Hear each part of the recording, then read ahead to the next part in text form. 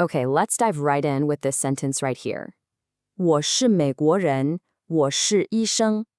In English, that translates to, I am American, I am a doctor. Now, it looks pretty simple on the surface, doesn't it?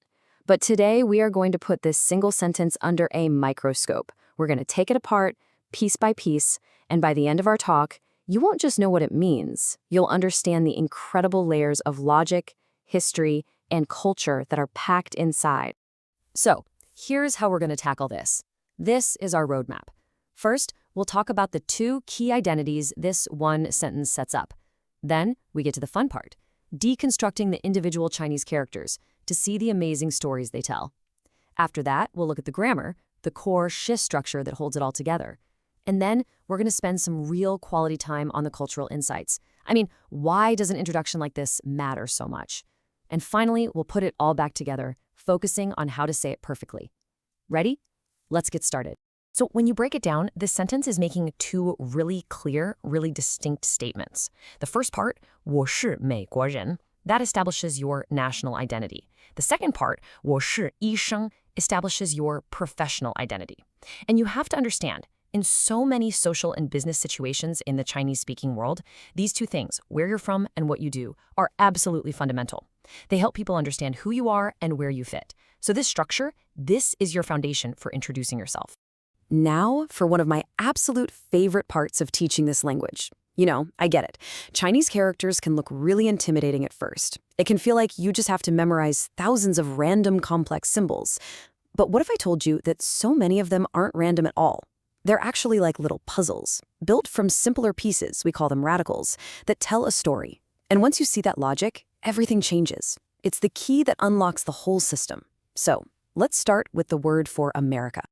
Okay, so the word for the United States is 美国, 美国, and what's so cool is its literal translation. It means beautiful country. The first character, 美, means beautiful, and it has its own story. It's actually a combination of the character for sheep on top and the character for big on the bottom. Why?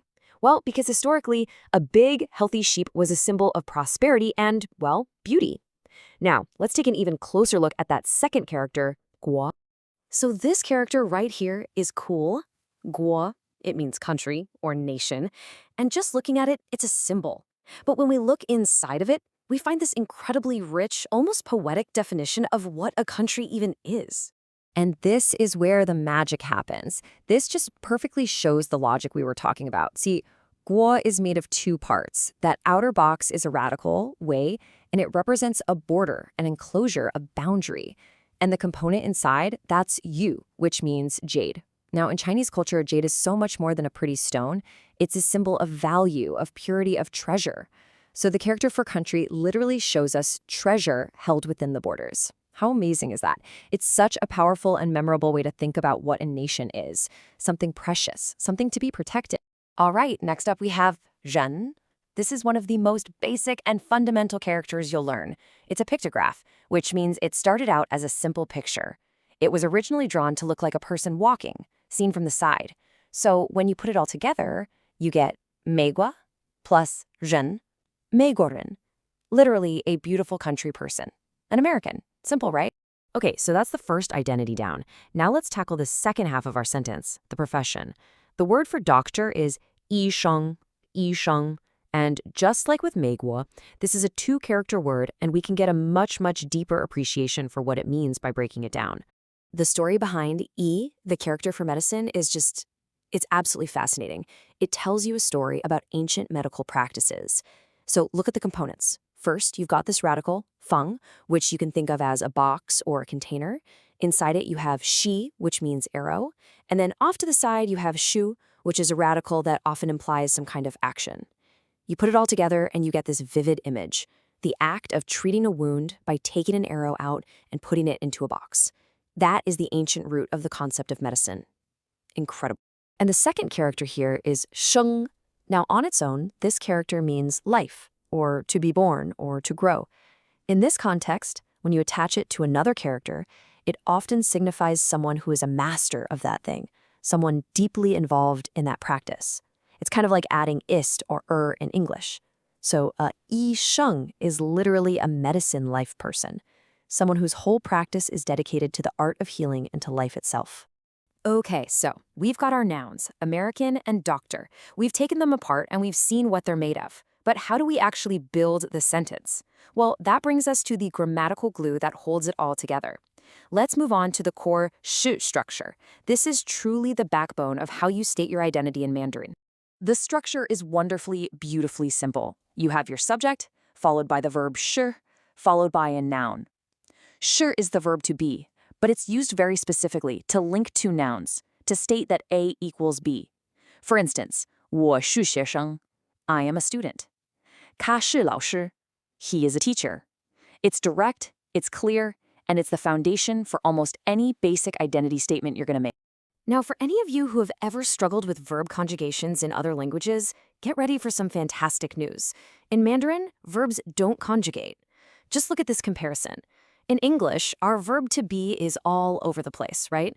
I am, you are, he is. But in Chinese, 是 stays exactly the same no matter who the subject is.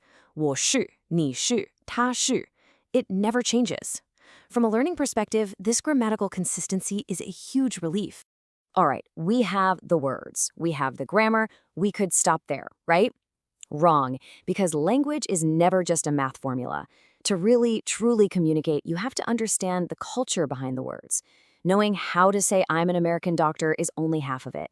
Now, we need to explore why this specific introduction carries so much weight. Okay, this section is absolutely critical, so let's really unpack this.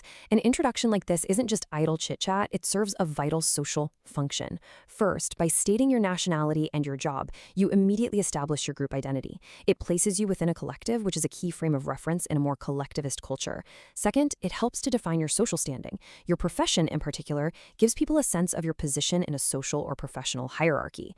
And this isn't about being judgmental, it's about building context so people know how to interact with you appropriately. It gives them the information they need. And this, of course, is foundational for building what's known as guanxi, is this complex web of relationships and mutual obligations. It's like a form of social currency. And a clear, direct introduction is your first step to being part of that network.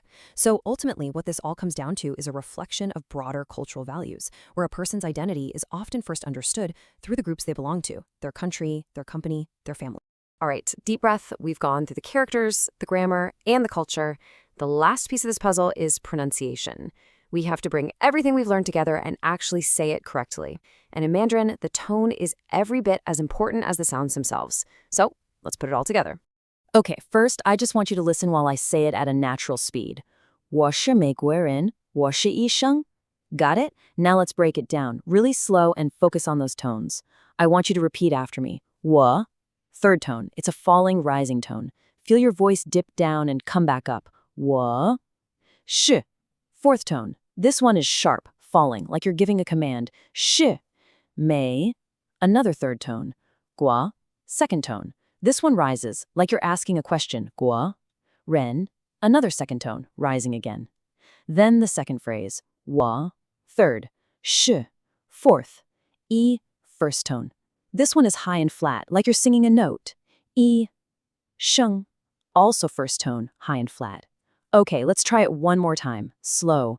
我是美国人我是医生 Now let's talk about the common mistakes I hear all the time. First, the shu trap.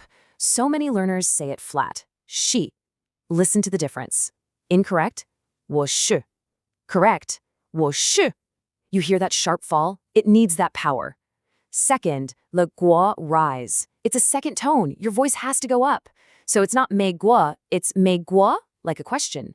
Third, the E pitch. The first tone has to be high and level. A lot of people let it waver. Yi sheng. No, it's high and sustained. Yi sheng. And finally, let's talk about flow.